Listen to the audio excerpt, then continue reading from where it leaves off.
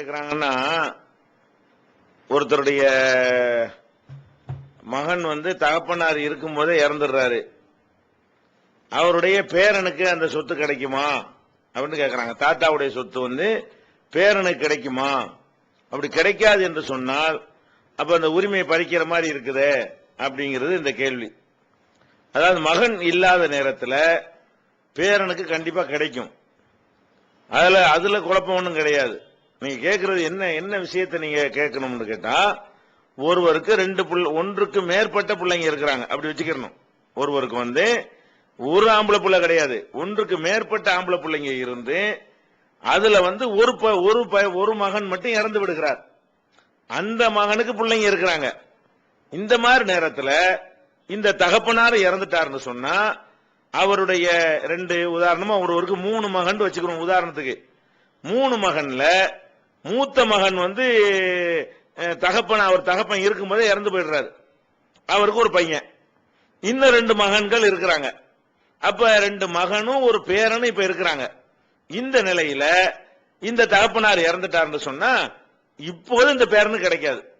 ஏன் கிடைக்காதுன்னு கேட்டா, ஒரு மகன்கிற நெருக்கமான உறவு இருக்கும் பொழுது அடுத்த நிலையில் உள்ள உறவு பேரன்கிறது கிடைக்காது. ஏன்னா மகன்கிறது முதல் நிலையில உள்ளது. முதல் நிலையில் இருக்கக்கூடிய நேரத்தில் பேரன்கிறது 2வது நிலையா இருக்கிறதுனால கிடைக்காது. மகன்கிறதுல யாருமே மகன் இல்லாம போனார்களே ஆனால் அப்ப மகனுடைய இடத்துல பேரன் வந்துருவான். நீங்க ஒரு மகன் இருக்கிற நேரத்தில் இந்த கொஸ்டின் வராது. ஒரு மகன் மட்டும் இருந்தாரையானால் அந்த மகனுக்கு ஒரு பிள்ளை இருக்குமையானால் அவன் இறந்துட்டான்னா பேரனுக்கு தாராளமா என்ன செய்யும், அந்த சொத்து கிடைத்து போய்விடும். ஒன்றுக்கு மேற்பட்ட மகன் இருந்து அதுல ஒரு மகன் மட்டும் இறந்து அவனுக்கு பிள்ளை இருக்குமையானால் அப்ப அந்த பிள்ளை கிடைக்காது என்பது உண்மைதான்.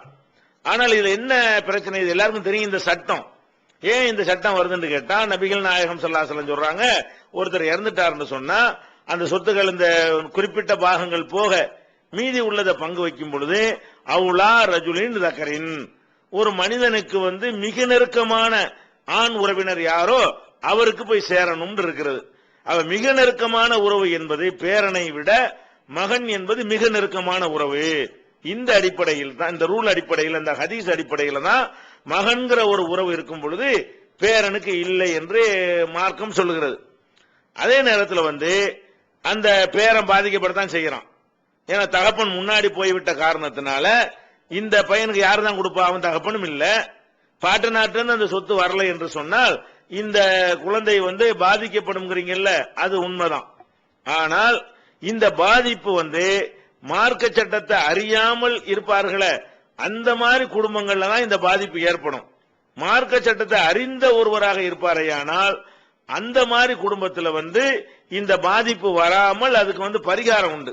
என்ன பரிகாரம்? உதாரணமா ஒருத்தர் இருக்கிறாரு, அப்துல் கார்னு ஒருத்தர் இருக்கிறாரு. அவருக்கு ஒரு 3 பிள்ளைங்க இருக்கிறாங்க. அதுல ஒரு பிள்ளை இறந்து போயிடுறாரு, பேரனா இருக்காரு. இப்ப இந்த அப்துல் கார் என்ன பண்ணனு, நம்ம திடீர்னு இப்ப இறந்து போயிட்டோம்னு சொன்னா நம்ம சொத்தை இந்த 2 பிள்ளைகளுக்கு தான் கிடைக்கும், இந்த பேரனுக்கு கிடைக்காது. அதனால உசுரோட இருக்கும் பொழுது அவனுக்கு ஒரு செட்டில்மெண்ட் பண்ற மாதிரி ஒரு விஷயத்தை நம்ம கொடுத்துருவோம். இந்த பிள்ளைகள் எல்லாம் கூப்பிட்டு பெரிய வச்சு அது அவங்க அண்ணன் இறந்து போயிட்டாருப்பா, அந்த புள்ள தான் இருக்குது, சட்டப்படி மூத்தா போனா கிடைக்காது இருக்குது, அதனால உயிரோடு இருக்கும்போது அவனுக்கு கொடுத்துட போறேன், மூத்துக்கு பிறகு அவனுக்கு கிடைக்காது, உங்களோட தான் அது கிடைக்கும் என்பதை புரிய வைத்து அந்த பேரனுக்கு ஏதாவது ஒரு தொகையை அவர் கணக்கிட்டு நியாயமான முறையில் என்ன மூத்துக்கு பிறகு கிடைக்கும் நினைக்கிறாரோ அந்த மாதிரி ஒரு பொருளை எழுதி வச்சுட்டாருன்னு சொன்னா இப்ப பாதிப்பு இல்லை. சட்டத்தை ஏற்கனவே சொல்லியாச்சு. அந்த சட்டத்தில் ஏதாவது பாதிப்பு வரும்னு சொன்னா அதுக்கு மாற்று வழி இருக்கா நீங்க தேடி பார்க்கணும். இஸ்லாத்துல மாற்று வழி இருக்குத, வசியத்துன்னு ஒண்ணு இருக்குத. உயிரோட இருக்கும் பொழுதே கொடுக்கவும் செஞ்சிடலாம், மரணத்துக்கு பிறகு எடுத்துக்கொள்ள சொல்லி என்ன செய்யலாம், வசியத்தும் பண்ணலாம். அந்த மாதிரி பண்ணிட்டு போனாரையானால் இந்த பேரனுக்கு ஏன் பாதிப்பு வருது? அப்ப ரூல்னு போடக்கூடிய நேரத்தில் சில விதிவிலக்கா சில பாதிப்புகள் வர்ற மாதிரி இருக்கத்தான் செய்யும், விதின்னு போடக்கூடிய நேரத்தில்.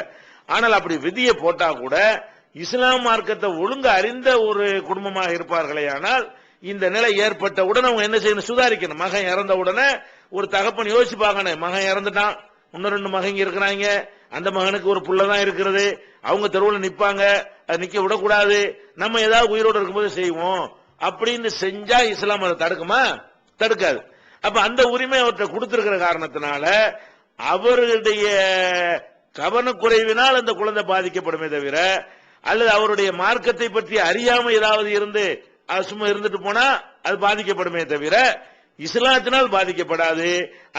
இந்த மாதிரி இருக்கக்கூடிய ஒவ்வொருத்தரும் என்ன செய்யணும், அந்த பேர பிள்ளைகள் விஷயத்துல உயிரோடு இருக்கும் பொழுது கொஞ்சம் கேர் எடுத்து அவங்களுக்கு ஏதாவது செஞ்சுட்டு போயிடணும்.